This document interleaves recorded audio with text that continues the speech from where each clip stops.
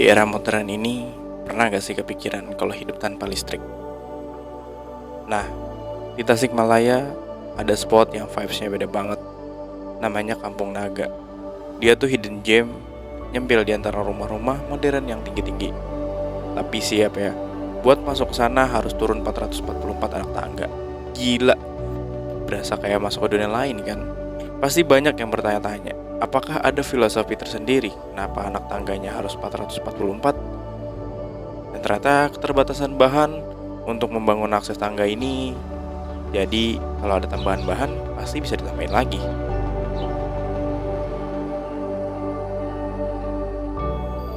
Ini rumah. Nah, ini rumahnya di sini, dan di sini kan dalam satu rumah itu mempunyai dua pintu. Ini masuk ruang dapur, ini masuk ruang tamu. Kita masuk aja ke sini.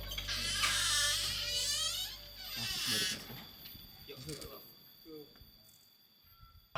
Ruangannya seperti ini. Jadi kalau di sini kan memang dalam satu bangunan itu mempunyai 4 ruangan. Ini ruang tamu namanya, kertas ya kalau di sini. Nah, ini ruang dalam. Ini apa? Ini ruang dalam. Jadi ini kalau misalnya tamu itu ada, kalau misalnya ini untuk tidur, kadang-kadang bisa makan di sini. Nah, ini ruang dapur. Jadi kebetulan si Ibu ini lagi masak nih. Boleh saya bantu? Boleh, silakan, ayo. Oke. Bantu. Nah, kalau ruangan dapur di sini kan lantainya menggunakan bambu, beda dengan di sana. Di era gempuran orang-orang membangun kitchen set yang penuh gaya dan penuh warna, di dapur inilah tercipta rasa rindu seperti di rumah nenek saat kecil.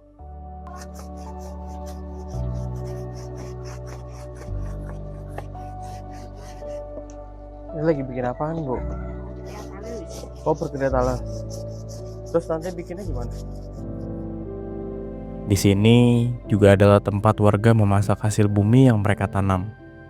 Menggunakan kayu bakar dan kompor tungku yang masih sangat sederhana, dapur yang beralaskan bambu dengan kandang ayam di bawahnya punya kegunaannya sendiri, yaitu untuk menampung sisa makanan yang jatuh agar bisa menjadi makanan untuk setiap ayam yang ada di bawah rumah.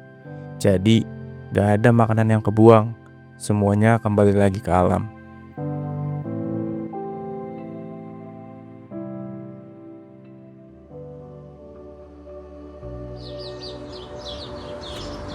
Di Kampung Naga ada tradisi nanam padi 2 kali 1 tahun, Januari dan Juli, agar panen tiap 6 bulan bisa cegah hama burung dan tikus. Panen bulan November ini hasil dari tanam bulan Juli. Nah, etem itu salah satu pisau untuk dikala misalnya pasca panen, sebelum menggunakan sabit itu menggunakan pisaunya menggunakan etem dulu, itu namanya fitnah penyan, dan itu yang melaksanakan kaum laki-laki. Bento gitu, ulat bulu itu seperti ini, misalnya ini bento gatal di gini aja digosok ini. Ketiin sampai halus ini. Ya, namanya jalantir. Padi setelah dipanen lalu dikupruk perlahan supaya gabah terpisah dari tangkainya.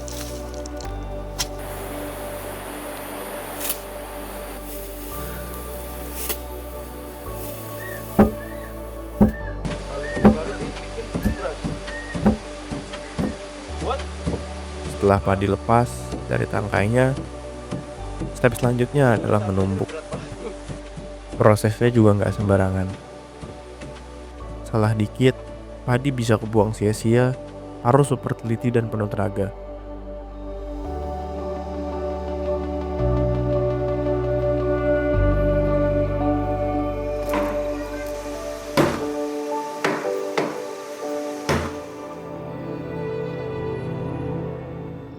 Warga Kampung Naga memilih hidup simpel tanpa listrik. Cuman pakai lentera dan minyak tanah untuk penerangan di malam hari. Assalamualaikum, Kak. Waalaikumsalam. Ada apa nih, Kang? Oh, saya boleh masuk nih? Aduh. Mereka jagain tradisi leluhur yang udah turun-menurun, jadi nolak listrik masuk supaya seluruh warga Kampung Naga merasa setara. Tidak ada yang tinggi, tidak ada yang rendah. Malam di sana benar-benar gelap, karena rumah-rumah di sana terbuat dari bambu dan anyaman yang mudah terbakar. Tapi tetap aman karena mereka ada rutin ronda untuk jagain kampung dari hal-hal yang tidak diinginkan. Nawar kesan waktu ya mah waktu bahkan startnya jam 8. Oh, Nah, harus 8 kali gitu. oh, oke, Jangan lebih dari 9 kali karena waktunya harus tepat. Cara unik ngasih tahu warga kalau ronda malam mulai dengan cara memukul kentongan sebanyak 8 kali atau sesuai dengan jam mulainya ronda.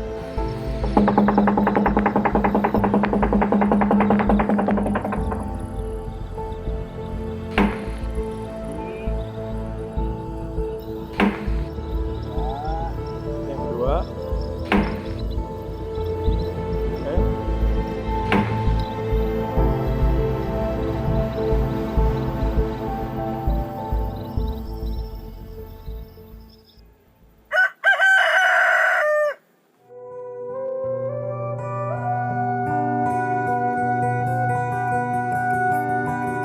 Karena sekarang masuk musim hujan, warga Kampung Naga biasanya ngambil batu dari sungai dan disusun di sekitar rumah biar nggak licin.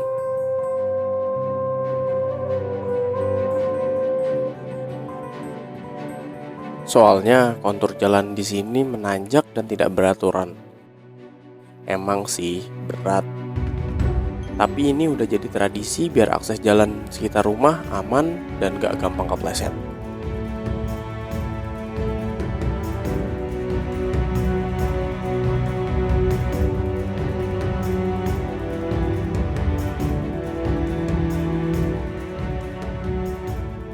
Suasana yang hangat ketika melihat para warga yang bercanda tawa saat melakukan gotong royong yang dilakukan demi kenyamanan bersama.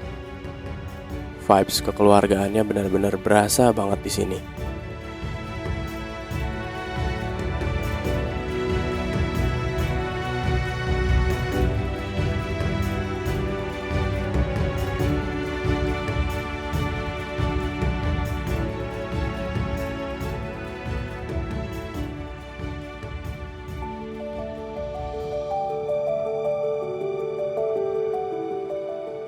Warga Kampung Naga juga punya mata pencaharian untuk memenuhi kebutuhan sehari-harinya, yaitu menjual sebuah kerajinan yang mereka buat dengan tangan mereka sendiri. Ini jadi cara mereka buat survive sambil tetap jaga tradisi dan kelestarian lingkungan Kampung Naga. Nah, salah satu kerajinan anyaman yang mudah dibuat adalah kipas. Sebutannya kepet. Anyaman tuh banyak banget jenisnya, caranya juga beda-beda. Tapi dari bahan yang sama, yaitu bambu. Pakainya anyamnya, caranya anyamnya anyam sasak namanya. Anyam sasak coba. Jadi anyamnya berulang gitu. Simpel tapi emang lama. Oh, Prosesnya lama. Jadi, selain budaya yang masih kental, mereka juga jago banget bikin produk handmade yang berasal dari alam itu sendiri. Bisa dinikmatin dan dibanggain untuk anak muda zaman sekarang.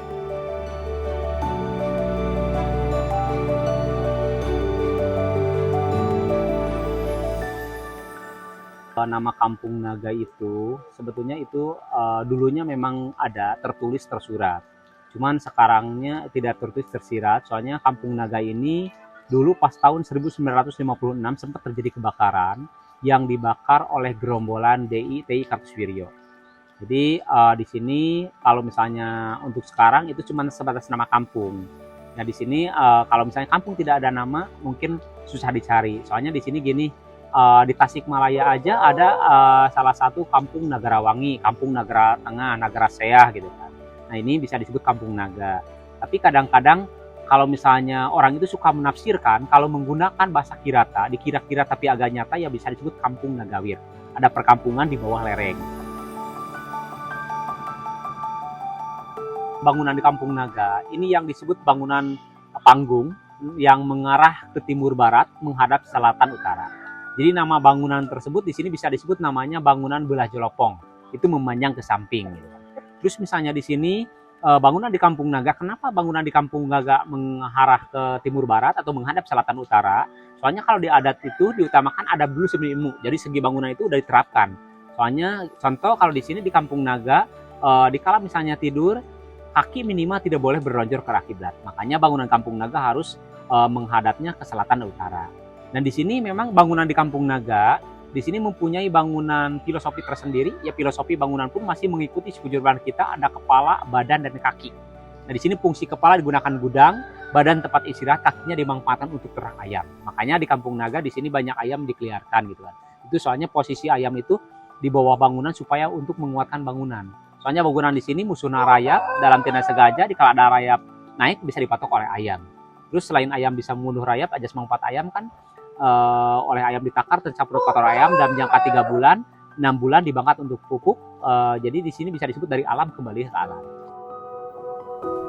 Di tengah modernisasi gini, pengalaman hidup sehari tanpa listrik sambil pegang teguh warisan budaya dan leluhur tuh keren banget. Karena di balik kesederhanaan ini ada cerita yang layak banget untuk dijadikan inspirasi hidup. Dari Kampung Naga, kita belajar untuk menjaga dan merawat warisan budaya.